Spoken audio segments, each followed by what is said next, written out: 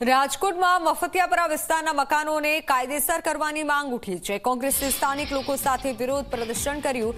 જિલ્લા કલેક્ટર કચેરી સુધી રેલી કાઢી અને વિરોધ દર્શાવ્યો છે। ત્યારે ગરીબો માટે હું ભીખ માંગુ છું તેવા બેનરો સાથે કોંગ્રેસે વિરોધ કર્યો। મહત્વનું છે, તંત્રએ તાજેતરમાં જંગલેશ્વર વિસ્તારમાં દબાણ હટાવ કાર્યવાહી કરી હતી। જંગલેશ્વરમાં થયેલી ડિમોલિશનની કાર્યવાહીના કારણે હવે મફતિયાપરા વિસ્તારના લોકોમાં ભય જોવા મળી રહ્યો છે। ત્યારે કોંગ્રેસે મફતિયાપરા વિસ્તારના લોકો સાથે મળી અને વિરોધ કર્યો છે। મફતિયાપરાના મકાનો ગેરકાયદેસર છે, કાયદેસર કરવાની માંગ કરી છે। જંગલેશ્વર વિસ્તારમાં ડિમોલેશનની તંત્ર દ્વારા નોટિસ આપવામાં આવ્યા બાદ હવે મફતિયાપરા વિસ્તારના જે લોકો છે તેમની અંદર પણ એક ફફડાટ છે તે જોવા મળી રહ્યો છે અને હવે તે પોતાના જે મકાન છે તે રેગ્યુલાઇઝ કરી આપવાની માંગ છે તે તેમની અંદર પણ ઉઠી છે। કોંગ્રેસ દ્વારા આ તમામ મફતિયાપરા વિસ્તારના જે લોકો છે તેમનો સંપર્ક કરવામાં આવી રહ્યો છે અને વિરોધ પક્ષના નેતા વસરામ સાગઠિયા છે કે તેમના દ્વારા આ પ્રકારે બેનરો છે તે પહેરી અને વિરોધ છે તે નોંધાવવામાં આવી રહ્યો છે। તેની અંદર સ્પષ્ટ લખવામાં આવ્યું છે કે હું ભિખારી છું, ગરીબ લોકોના મકાન માટે હું સરકાર પાસે ભીખ છે તે માંગુ છું। તમામ નેતાઓ છે કોંગ્રેસના તે આજે મેદાને આવ્યા છે અને તેમના દ્વારા વિરોધ છે તે નોંધાવવામાં આવી રહ્યો છે। ખાસ કરીને વસરામભાઈ સાગઠિયા સાથે આપણે પ્રતિકાત્મક તેવો વિરોધ છે તે કરી રહ્યા છે। વસરામભાઈ, શું વિરોધ છે? આજે આ બેનર પહેરીને વિરોધ કરી રહ્યા છો? રાજકોટ મહાનગરપાલિકાના વોર્ડ નંબર 15માં આવેલા મફતિયાપરાઓને રેગ્યુલાઇઝ કરવા માટે અમે ગુજરાત સરકારના માનનીય મુખ્યમંત્રીશ્રીને વિનંતી કરવા જઈ રહ્યા છીએ અને ભીખ માગવા જઈ રહ્યા છે કે અમારા વોર્ડના લોકોના મફતિયાપરા ન પડે એને રેગ્યુલાઇઝ કરી દો।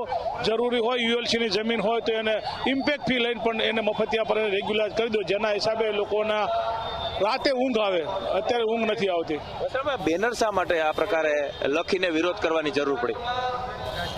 અમને કોર્પોરેટર બનાવ્યા છે, આ લોકોએ બનાવ્યા છે, અમારી ફરજ છે, એના માટે અમે કોઈ નાના પડી નથી જતા। અમે ભીખ માગીએ છીએ ગુજરાત સરકારના માન્ય મુખ્યમંત્રી પાસે ભિખારી થઈને ભીખ માગવા જઈ રહ્યા છે કે અમારા લોકોના મફતિયાપરા પડે નહીં અને કાયમી રેગ્યુલાઇઝ કરી દે એના માટે। વોર્ડ નંબર 15ના જે તમામ કોર્પોરેટરો છે કે તેમને આ પ્રકારે બેનર છે તે પહેર્યા છે અને પ્રતિકાત્મક વિરોધ છે તે નોંધાવી રહ્યા છે। એટલું જ નહીં, સાથે સાથે તેઓ હોસ્પિટલ ચોકથી લઈ અને જિલ્લા કલેક્ટર કચેરી સુધી રેલી સ્વરૂપે જવાના છે અને ત્યાં જિલ્લા કલેક્ટરને આવેદનપત્ર આપી અને તેમના દ્વારા વિરોધ છે તે નોંધાવવામાં આવશે, આવેદનપત્ર આપવામાં આવશે અને જે મફતિયાપરા વિસ્તાર જે રાજકોટ શહેરમાં આવેલા છે તે તમામ જે મફતિયાપરાની અંદર રહેતા જે લોકો છે તેમની રજૂઆત છે કે તેમના જે મકાન છે તે મકાન ઇમ્પેક્ટ ફી લઈ અને રેગ્યુલાઇઝ છે તે કરી આપવામાં આવે। આ પ્રકારે પ્લે કાર્ડ સાથે આ વિરોધ છે તે કરવામાં આવી રહ્યા છે। આપને મોટી સંખ્યામાં જે લોકો અહીં ઉપસ્થિત છે તે રહ્યા છે, ત્યારે તેમના દ્રશ્યો પણ આપણે બતાવવાનો પ્રયાસ કરીશું। સાથે જ પૂર્વ ધારાસભ્ય ઇન્દ્રનીલ રાજ્યગુરુ છે કે તેઓ પણ જે આ મફતિયાપરા વિસ્તારના જે લોકો છે તેમના ખાસ કરીને તેમના સમર્થનની અંદર આવ્યા છે અને તેઓ વિરોધ છે તે અહીં નોંધાવી રહ્યા છે।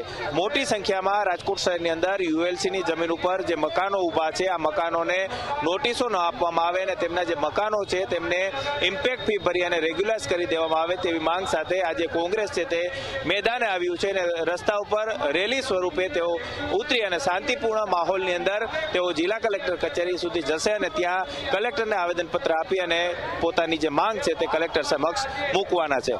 કેમેરા પર્સન ઉદય પવાર સાથે ગૌરવ દવે, ઝી મીડિયા, રાજકોટ।